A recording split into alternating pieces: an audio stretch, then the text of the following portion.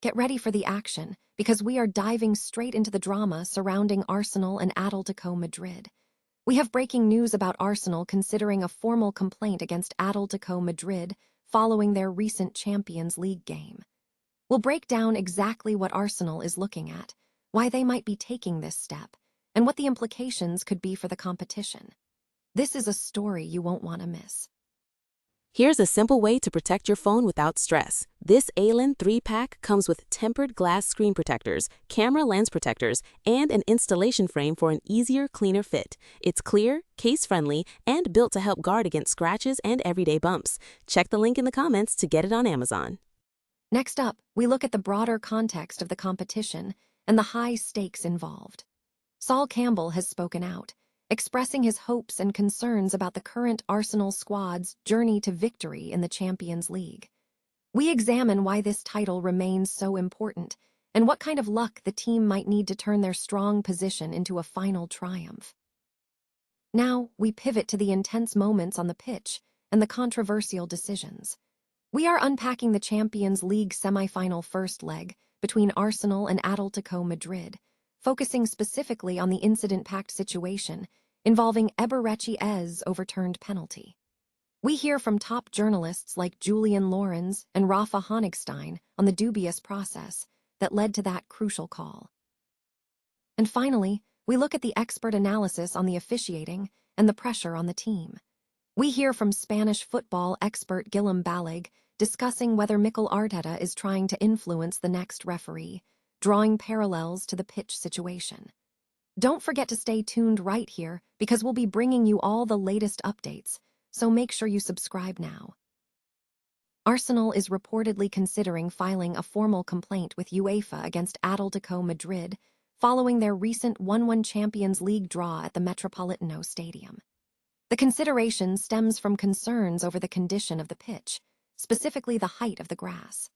Arsenal personnel were observed on the field before kickoff, and reports indicate they possessed documentation regarding the pitch conditions, which they may submit to UEFA.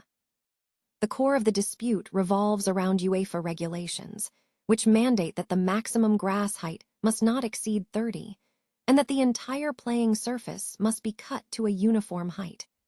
Arsenal personnel were reportedly protesting to UEFA officials before the match, arguing that the grass exceeded the permitted length.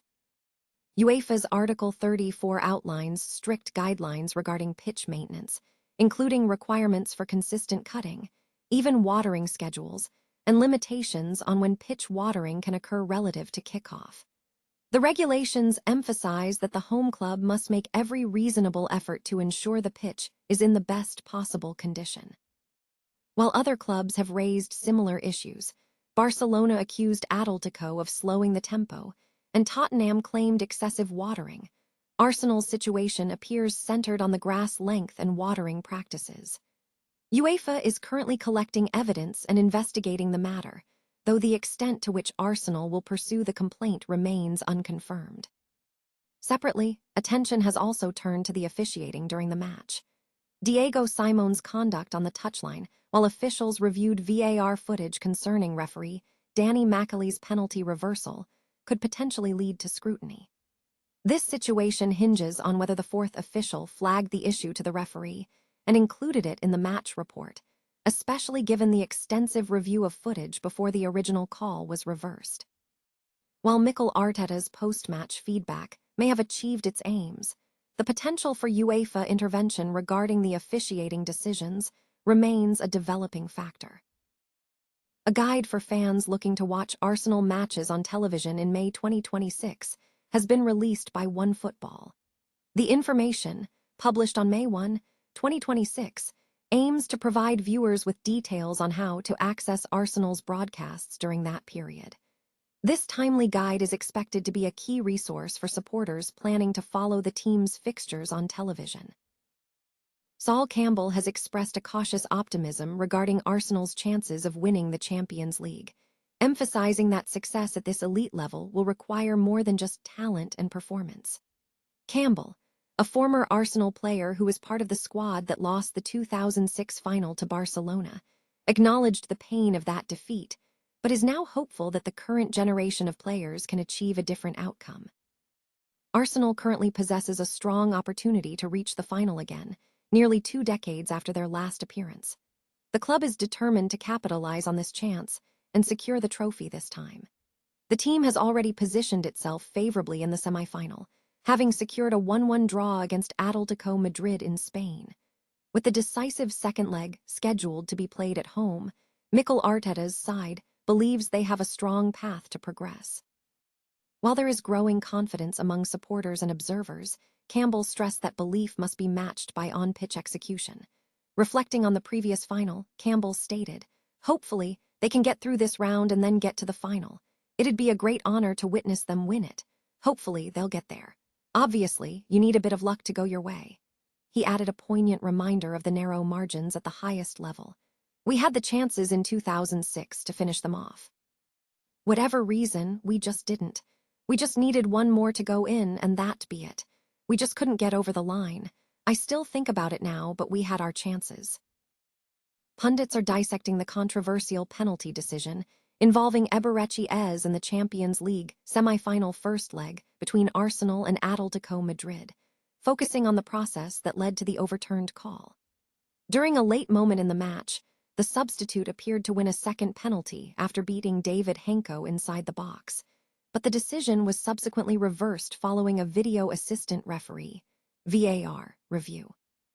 French football journalist Julien Laurens expressed skepticism about the initial decision, stating, "If I'm being honest, I really didn't see much contact. I understand the frustration from an Arsenal point of view because it was given first, but was it really the right call? These are the situations we want VAR to make the right call in, and I'm not sure a penalty would have been the right call if it had stood. For me, they were right to overturn it. I didn't see much contact. I can't lie." German football journalist Rafa Honigstein pointed to broader refereeing trends, noting that referees have been instructed to scrutinize player reactions and determine if contact warrants a foul. He suggested, "They have basically been asked to question whether the player's reaction is commensurate with the contact.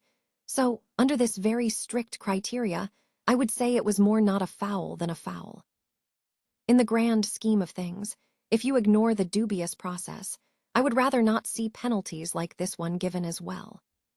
Spanish football expert Guillem Balig suggested that manager Mikel Arteta may be influencing future officiating. He commented, "I think Mikel Arteta is trying to influence the next referee now, in the same way the grass-pitch situation felt like a bit of theater. If there is a close call, and there has been enough noise made about it, the referee might feel like he owes something to Arsenal. I understand it could have been a turning point in the tie, but I'm not sure you can create such a large amount of annoyance and frustration towards a moment like this." The full discussion is available on BBC Sounds.